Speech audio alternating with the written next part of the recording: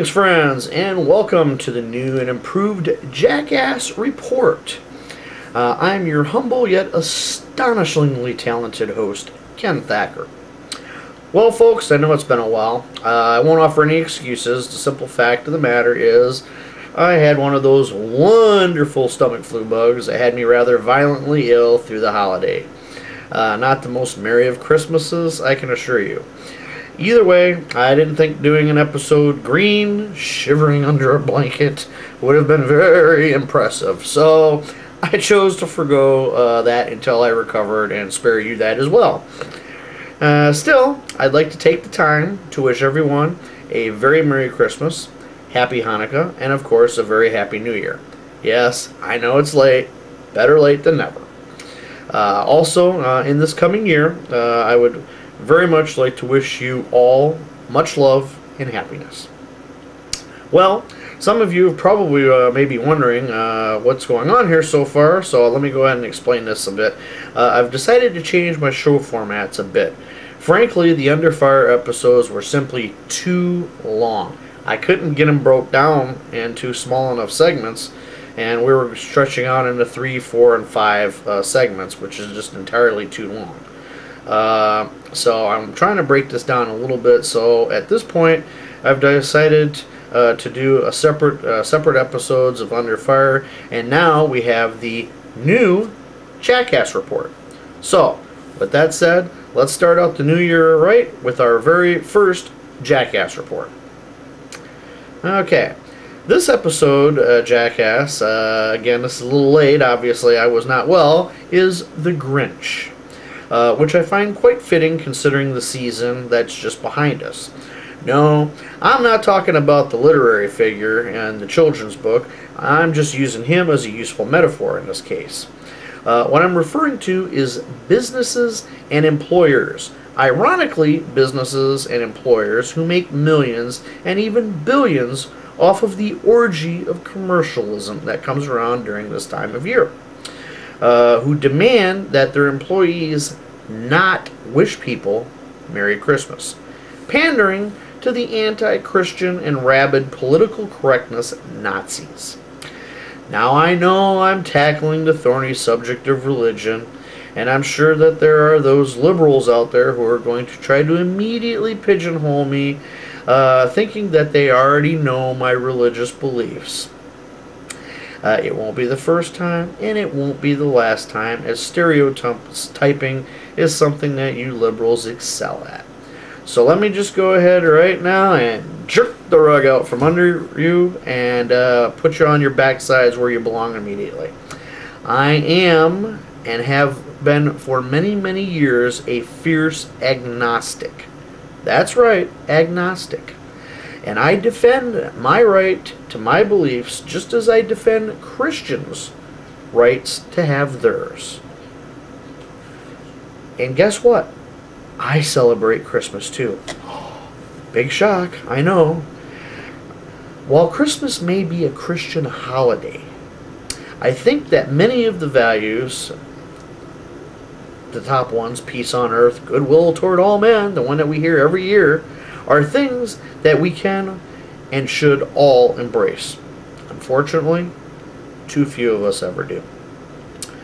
Let's also keep in mind that despite the massive attempts of revisionist history practiced by liberals every single day, this is a nation founded by Christians, and many of the most important values and principles are based on Christian principles.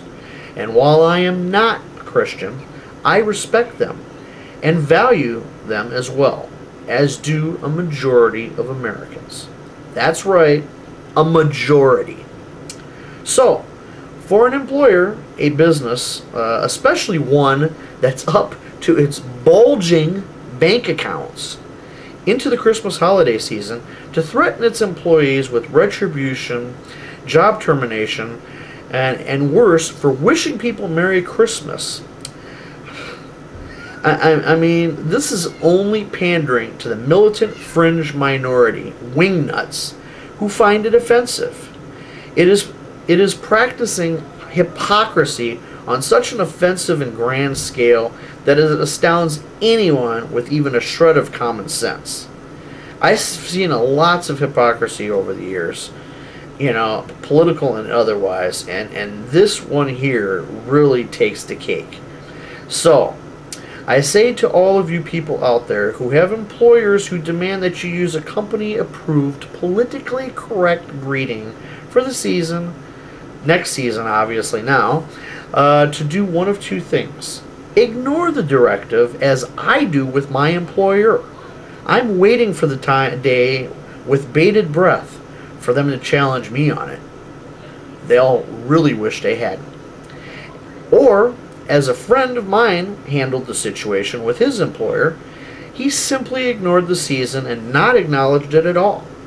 Now, what's humorous about his handling of this situation is that it was noticed, as he expected, by a customer who asked him rather pointedly, why he wasn't wishing her a happy holiday or anything. And he then simply explained to that customer that while he would have liked to wish her a Merry Christmas, his company found such a greeting offensive, and he could lose his job over it. Needless to say, the woman was not happy about hearing this, and she took offense. Gee, I wonder why. And interestingly enough, she was one of these women who, had lots of contacts, so she contacted the local media, and the company had one hell of a public relations firestorm on their hands. On top of protests, sales went into the basement, and despite a last-second rescinding of the policy, a cynical rescinding of the policy, they ended up losing millions of dollars in sales last holiday season. Couldn't happen to a nicer company. So, for all of you businesses out there who profit from the holiday, yet refuse to name that holiday, I acknowledge you as jackasses, and I urge your employees to ignore your enslavement to political correctness, or report it to your customers and clients so that they may decide whether or not they want to do business with you. And on that note, I'd like to say yet again, I wish you all a very Merry Christmas and a Happy Hanukkah, belated of course, to everyone, but most especially to all of you who find it offensive. Before I wrap up today, I want to take a couple of minutes to look at some mail that we've received, and this one here is from Mick in Michigan. Okay, so here's our letter here. Again, from Mick in Michigan. Thank you, Mick. I don't mind the fact that the government is spending $17.4 billion to bail out the auto companies. What I do mind is the statement that I just read on MSNBC. BS. Read this. President George W. Bush outlined a plan that would hand $13.4 billion this month and the next month to General Motors Corporation and Chrysler LLC. Both companies have said they soon might be unable to pay their bills without federal help. That statement alone is what pisses me off till no end. I am soon to be out of a job for a couple of months myself. Should I ask for a bailout because without it, soon I might be unable to pay my bills without federal help?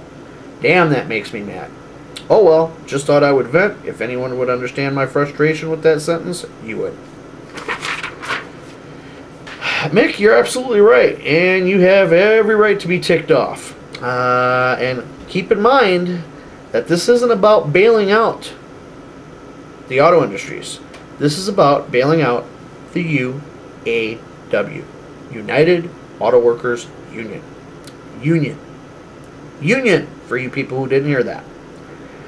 Thanks for the letter, Mick, and keep watching. To anyone else who would like to write in, the email address is underfirerules@gmail.com. That is underfirerules, all one word, @gmail.com. That's it for this Jackass report. Until next time, I'd like to wish you all fair winds and waters.